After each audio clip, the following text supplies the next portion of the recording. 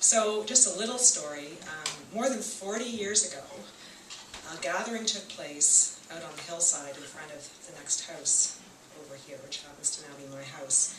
And that was a gathering of 6 people representing 3 families who barely knew each other, and they'd all just bought land here. And they really had no other connection with each other at all, except that they realized what a gem this place was.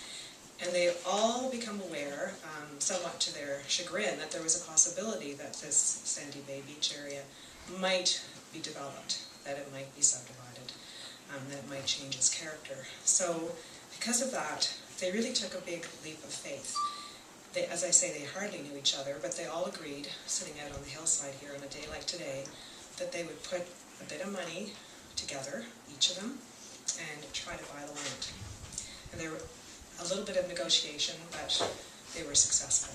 So that was the beginning of this family attachment that my family is part of to Sandy Bay Beach.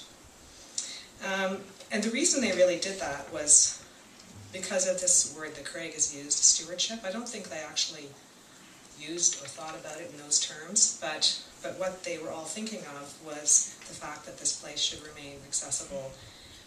And it should be accessible to the creatures and flora fauna who live there, but also available to many generations forward of these families, of this community, and also for all Nova Scotians and Canadians.